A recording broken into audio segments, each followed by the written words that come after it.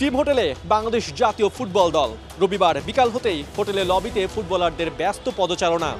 সবার একটাই প্রশ্ন, বাংলাদেশ দল কোথায় যাচ্ছে? মিডিয়া সেশন যেহেতু নেই, তারা কি প্র্যাকটিস করতে ম্যাচ ভেন্যুতে যাচ্ছে নাকি অন্য কোনো অ্যাক্টিভিটিস রয়েছে? এই প্রশ্ন যখন গণমাধ্যমে ঘুরপাক খাচ্ছে, তখনই একে একে বেরিয়ে আসেন হামজা চৌধুরী, সমিত সোমরা, উঠে বসেন টিম বাসে। এই প্রশ্ন শুধুমাত্র বাংলাদেশের মিডিয়ায় নয়, এই প্রশ্ন ঘুরপাক খেয়েছে ভারতীয় টিম ম্যানেজমেন্টের ভেতরেও। রবিবার সকাল থেকেই ভারতীয় দলের একটাই প্রশ্ন, বাংলাদেশ দল কোথায় প্র্যাকটিস করবে, কোথায় তারা আসলে ট্রেনিং সেশনটা সারবে। কেন নিজেদের রেখে ভারতীয় ফুটবল দলের বাংলাদেশের খোঁজ খবর নেওয়া, সেটা জানতে হলে আগে বুঝতে হবে ফিফার একটা নিয়ম।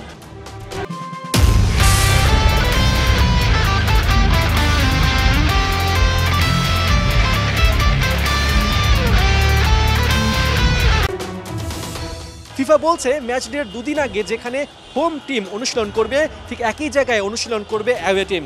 ভারতীয় দলের ধারণা ছিল হয়তো বাংলাদেশ দল ম্যাচ ভেন্যু জাতীয় স্টেডিয়ামে ট্রেনিংটা সারবে, তাই সকাল থেকেই তারা বাফুফেকে জানিয়ে দেয় বাংলাদেশ যেখানে প্র্যাকটিস করবে সেখানেই তারা অনুশীলন করতে চায়।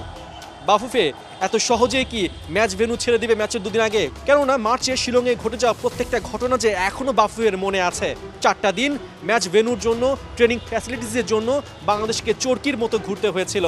তাই বাফুফের তরফে ভারতীয় দলকে জানিয়ে দেওয়া হয় রবিবার ম্যাচ ভেন্যু জাতীয় স্টেডিয়ামে বাংলাদেশের কোনো অনুশীলন নেই, যা আছে সেটা উত্তরার পুলিশ মাঠে। তাই দুপুর নাগাদ ভারতীয় দলও চলে যায় সেখানে অনুশীলন করতে।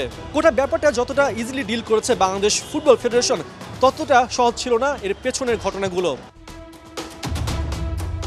এএফসি এশিয়ান কাপ বাছাইয়ের প্রথম লেগের ম্যাচে শিলংয়ে যে ধরনের বিড়ম্বনায় পড়েছিলেন বলে জানিয়েছিল ফুটবলাররা, জানিয়েছিল টিম ম্যানেজমেন্ট, সেটা ভোলেনি বাফুফে। তাই তো মূল ম্যাচের দুদিন আগে ভারতীয় দলকে ম্যাচ ভেন্যু দেখার সুযোগ দেয়নি Bangladesh football federation. Training facilities নিয়ে যখন দুই দলের ভেতরে এমন উত্তেজনা বিরাজ করছে, তখন ভারতীয় গণমাধ্যম ও ভারতের ফুটবল ফ্যানদের মধ্যে একটাই প্রশ্ন, তাদের অস্ট্রেলীয় বংশোদ্ভূত ফুটবলার রায়ান উইলিয়ামস কি বাংলাদেশের বিপক্ষে 18 নভেম্বর ঢাকার মাঠে খেলতে পারবেন, জড়াতে পারবেন ভারতের জার্সি? কারণ সবকিছুই যে নির্ভর করছে অস্ট্রেলিয়ার এনওসি, ফিফা আর এএফসির ক্লিয়ারেন্সের ওপর।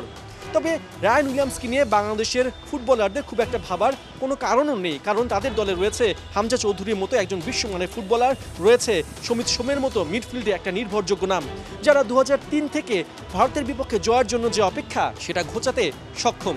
এখন দেখার বিষয় ম্যাচ ডের আগে বাংলাদেশ দল কত দ্রুত নিজেদেরকে গুছিয়ে নিতে পারে, কিভাবে ভারত বধের জন্য নিজেদের পরিকল্পনা সাজিয়ে নেয়। পার্থ বণিক, 71, ঢাকা।